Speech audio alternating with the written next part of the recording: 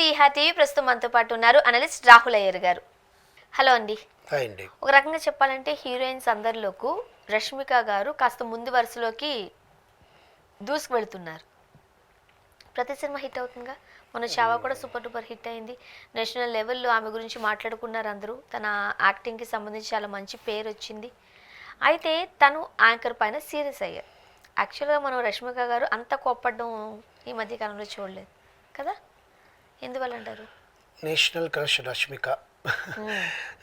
అసలు ఆమెకి పట్టిందల్లా బంగారం లాగా ప్రతి సినిమా ఆమె వరకు ఆమె యాక్టింగ్కి ఆమె నటనకి మంచి మార్కులే పడుతున్నాయి. ఎక్కడ ట్రోల్స్కి సినిమాలు కూడా బాగానే హిట్ అవుతున్నాయి. సినిమాలు కూడా బాగానే ఉంటాయి. ట్రోల్స్ చేసే వాళ్ళంతా ఏంటంటే కొంతమంది యాటిట్యూడ్ ఉందని ఆమెకి కొంతమంది ట్రోల్స్ చేస్తారు.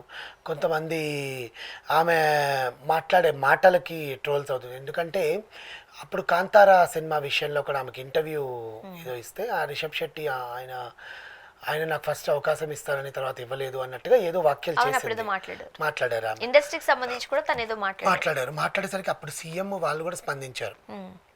కర్ణాటక అమ్మాయి, కన్నడ అమ్మాయి, ఈ అమ్మాయి ఏంటి ఇలా మాట్లాడేదని డిప్యూటీ సీఎం కూడా స్పందించిన దాఖలాలు ఉన్నాయి ఆమె గురించి. అలా ఏదో ఒక విషయంలో ట్రోల్ అవుతూనే ఉంటుంది ఆ అమ్మాయి. ఏంటో ఆ కళల్లో ఎక్స్ప్రెషన్ ఉంటుందనో, లేకపోతే ప్రతిదానికి వంకటింగర్గా సమాధానం చెప్తుందనో ఏదో విషయంలో ట్రోల్ అవుతూ ఉంటుంది ఆ రష్మిక గారు. కానీ సినిమాల విషయంలో ఆ అమ్మాయికి ఉండే డెడికేషన్ ఎవరు తప్పు పట్టలేదండి. 6 ఏళ్ళు పుష్ప కోసం డేట్స్ కేటాయించింది కదా. ఎంత కష్టపడి చేసి ఉంటే ఆ క్యారెక్టర్ వచ్చి ఉంటుంది. ఒక ఫీమేల్ ఫస్ట్ పార్ట్ అంతా కూడా వాడిని లవ్ చేస్తూ ఉండే ఒక అమ్మాయి, సెకండ్ పార్ట్ అంతా కూడా భార్య క్యారెక్టర్. భార్య చుట్టే తిరిగే స్టోరీ కదా అది. భార్య కోరిక అడిగింది, ఆ కోరిక నెరవేరలేదు, నెరవేర్చుకోవడానికి ఏం చేశాడు పుష్ప. సో ఇలాంటి సినిమాలన్నీ కూడా అమ్మాయి కెరీర్లో పడుతున్నప్పుడు ఎవరు ఈ ట్రోల్స్ని పెద్ద పట్టించుకోవట్లేదు. ఈ అమ్మాయి కూడా పట్టించుకోవట్లేదు. ఎందుకంటే ఇప్పుడు చాలా బ్లాక్ బస్టర్ హిట్ అయింది. తర్వాత మళ్ళీ ఇంకొక సినిమాలో నటిస్తుంది.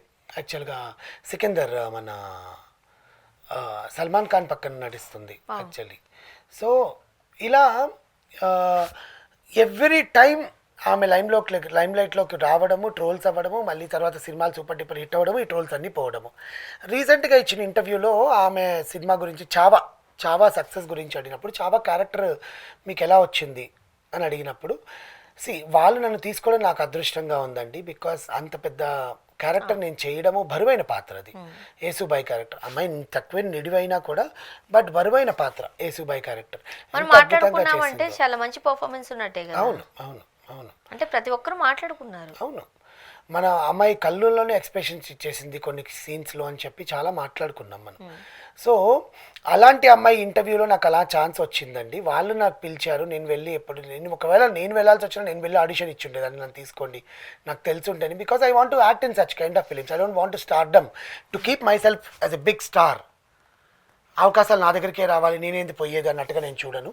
నేను ఈ అవకాశం ఎక్కడుంటే అక్కడికి నేను వెళ్తాను, వాళ్ళ నుంచే నాకు కూడా వస్తుంది. నా పిఆర్ టీం కూడా అలాగే చూసుకుంటుందని చెప్పారు. తర్వాత మేడం అప్పుడు కాంతారా విషయంలో మీరు అలా ఎందుకు మాట్లాడారు అని యాంకర్ అడిగేసరికి ఈ అమ్మాయి చాలా ఘాటుగా సమాధానం చెప్పింది.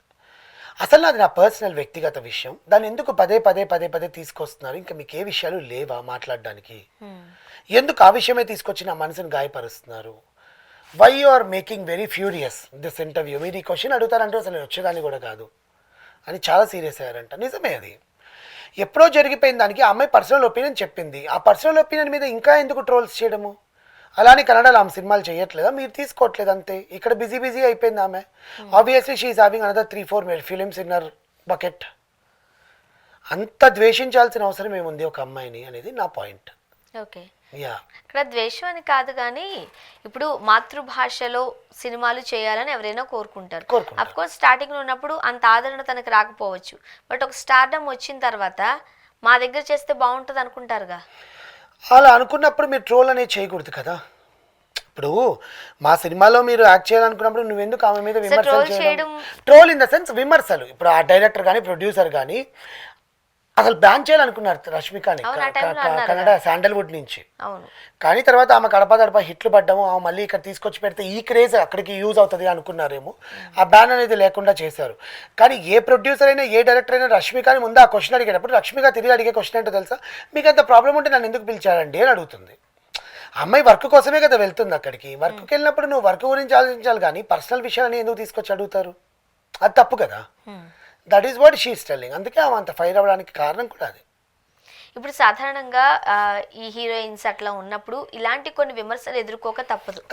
ఇప్పుడు మలయాళీస్ కావచ్చు, లేకపోతే తమిళియన్స్ కావచ్చు, వీళ్ళు ఎవరైనా మన తెలుగులో కనుక హిట్ అయ్యారనుకోండి, ఒక 4-5 సినిమాలు చేశారనుకోండి, తెలుగు అనేది మాకు ఇక్కడ ఒక రకంగా చెప్పంటే తమన్నా గారు ఒక టైంలో మాకు లైఫ్ ఇచ్చింది తెలుగు అని చెప్తారు. ఇప్పటికీ మాట్లాడతారు ఆమె. బాలీవుడ్ తనని అప్పట్లో పెద్దగా ఏం గుర్తించలేదు. మొత్తం కెరీర్ అంతా అయిపోయిన తర్వాత ఒక విమెన్ ఓరియంటెడ్ దానికి ఆమె బాలీవుడ్ కి షిఫ్ట్ అయ్యారు. బట్ హీరోయిన్ గా ఎక్కువ సినిమాలు చేసిన తెలుగులోనే కదా. Telugu, Tamil and Telugu both. అదే ఇప్పుడు మనల్ని హక్కును చేర్చుకునేటప్పుడు మనం ఆలోచించే విషయాలు వదిలేసేటప్పుడు కూడా ఆలోచించాలి. లేదా ఫస్ట్లోనే నీ గురించి నాకు తెలిసినప్పుడు నువ్వెందుకు ఇంతసేపు ఎంటర్టైన్ చేయడము అనేది ఆమె పాయింట్. నా పర్సనల్ విషయాన్ని తీసుకొచ్చి మీరు ఎందుకంటే ఇన్నిసార్లు అడుగుతారు, నేను సమాధానం చెప్పేశాను దానికి, మళ్ళీ ఎందుకు అడుగుతున్నారు ఇది, మళ్ళీ నెక్స్ట్ మీకు విజయ్ దేవరకొండకి ఏదో ఉందంట కదా, అది నా పర్సనల్ విషయం, మళ్ళీ ఎందుకు అడుగుతున్నారు. See if they are getting engaged or married వాళ్ళే వచ్చి ఇన్ఫర్మేషన్ ఇస్తారు, మనం ఎందుకు వెళ్ళి పోక్ చేయడము అనేది ఆమె పాయింట్ అనమాట. కానీ సాధారణ ఆపద్దు ఇంకొక 2 నిమిషాలు మాట్లాడాలి. మీరు నిద్రపోతున్నారు. నిద్ర కాదు, నా కళ్ళలో అది గ్లేజ్ పడుతుంది. ఇంకొక 2 నిమిషాలు ఓకేనా? Ready, continue. అడగలేకపోతున్నా, ఏం అడగలో తెలియట్లేదు, మీరు ఎక్కడ పడిపోతారో అని. ఓకే, సాధారణంగా రష్మిక గారి గురించే తీసుకుందాం మనం. తెలుగులో సూపర్ డూపర్ హిట్స్ వచ్చాయి, బాలీవుడ్కి వెళ్ళారు. సో కన్నడ వాళ్ళు తనని అంతగా ఆదరించట్లేదేమో, వాళ్ళు సరైన సినిమా తనకి ఇవ్వట్లేదేమో. ఒకళ్ళు ఇచ్చి ఉండుంటే తనకు డేట్స్ ఇవ్వకపోయి ఉంటారా?